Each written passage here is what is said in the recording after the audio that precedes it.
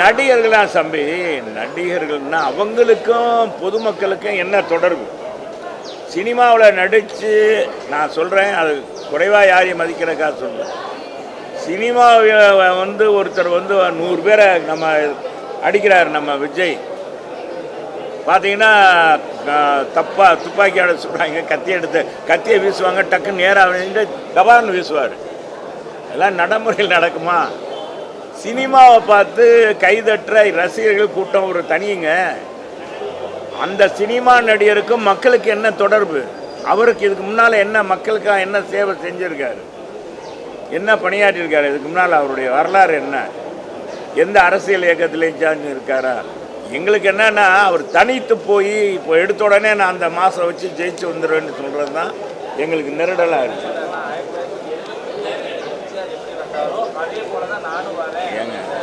எங்க புரட்சி தலைவர் வேறு, விஜய் வேறு. புரட்சி தலைவரை பற்றி அவருக்கு தெரியும்.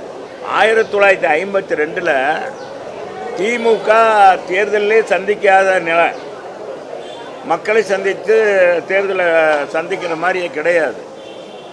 அப்படி இருக்கிற நேரத்தில் ஒரு கட்சியில் பதவிக்கு சேர்ந்து அந்த கட்சியில் சேர்ந்து அதுக்காக அவர் வந்து கட்சியில் சேர்றார்.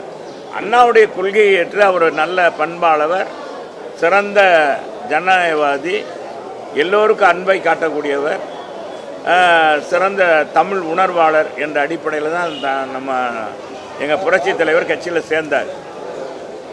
அப்புறமேல 1953 பிறகு தான் திமுக தேர்தலில் நிற்கலான்ற ஒரு சட்டமே கொண்டாங்க. அந்த நேரத்தில் இருந்து திமுகவுக்கு பாடுபட்டவர்.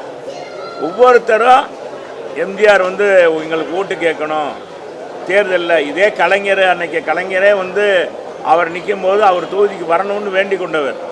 2வது புரட்சி தலைவர் படத்தை போட்டு, அவர் சுடுபட்ட படத்தை போட்டு அந்த கழுத்தளவுக்கு இருக்க அந்த கட்டோட போட்டோ ஓட்டி எல்லாரும் எங்களுக்கு வேணும்னு சொல்லி அந்த போட்டோ வாங்கி விட்டு 67 ஆட்சிக்கே வர முடிஞ்சது. அப்படிப்பட்ட தலைவரோட விஜய் ஒப்பிடுவது தவறு. விஜய் அவர் ஒப்பிட்டாலும் தவறு என்பதை நான் தெரிவிச்சுக்கிறேன்.